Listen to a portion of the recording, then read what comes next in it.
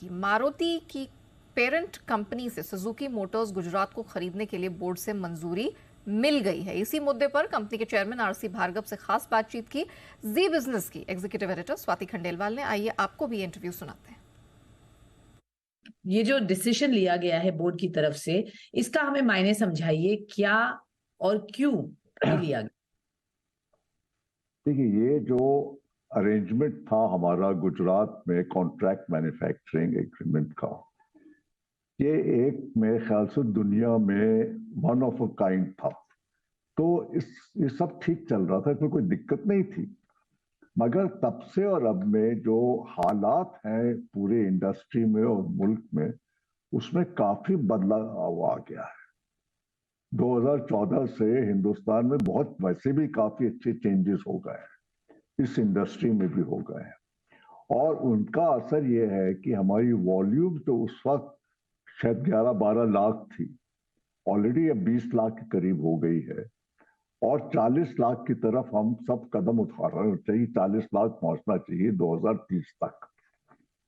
जो टेक्नोलॉजीज हैं, उस वक्त सिर्फ डीजल और पेट्रोल की बात किया करते थे। अब हमें electric vehicles, hybrids, ethanol, CNG, CVG, इन सब टेक्नोलॉजीज की तरफ ध्यान देना पड़ेगा, क्योंकि इसको करे बगैर हमारा जो कार्बन फुटप्रिंट को कम करने का लक्ष्य है वो पूरा नहीं हो पाएगा। तो उसके लिए भी हमको फ्यूचर रेडी होना है। प्रोडक्शन उस वक्त जो था वो लिमिटेड एरियाज में था, अब प्रोडक्शन भी बढ़ रहा है। खरखौदा में बना रहे हैं, एक नई साइट हम ढूंढ रहे हैं। और अगर हम इस पूरा ये देखें तो उस जमाने के और इस जमाने का जो हालात है हमारी इंडस्ट्री का और मारुति का, बहुत फर्क हो गया है। ओके, अगर हम दुनिया में देखें क्या हाल है, तो कोई एक कंपनी सेंट्रलाइज्ड मैनेजमेंट के अंदर इस किस्म की वॉल्यूम प्रोडक्शन और टेक्नोलॉजीज का मैनेजमेंट करती नहीं है, कहीं नहीं है। ना जनरल मोटर्स, ना टोयोटा, ना फोक्सवैगन, कोई नहीं करता है। मारुति भी नहीं कर पाएगी। अगर हम चेंज नहीं करेंगे अब, तो we will also run into problems in the future.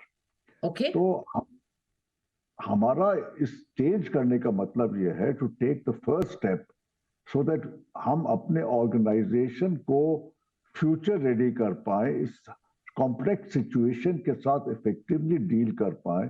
ये मकसद है इसका। अभी हमको ये तय नहीं हुआ है कि हम किस तरीके से शेयर खरीदेंगे, क्योंकि जैसे अनाउंसमेंट में आज कहा है, बोर्ड की एक और मीटिंग होगी जब हम ये विचार करेंगे कि कौन सा तरीका खरीदने का बेटर हमारे कंपनी के लिए बेस्ट इंटरेस्ट में है, शेयर होल्डर्स के बेस्ट इंटरेस्ट में है।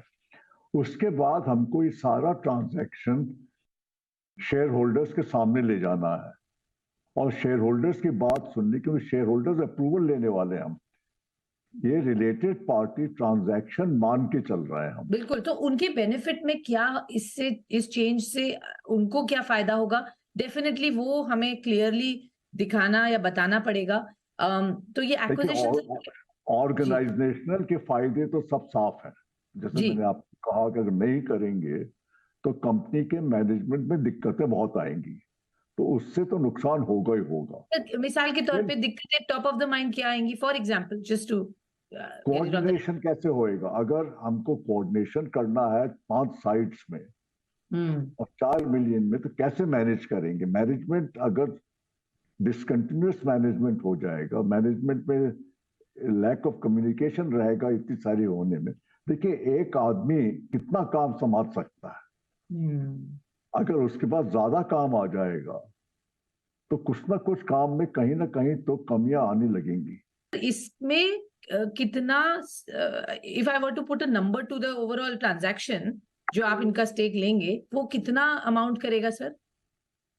यू मीन शेयर की वैल्यू कितनी होगी?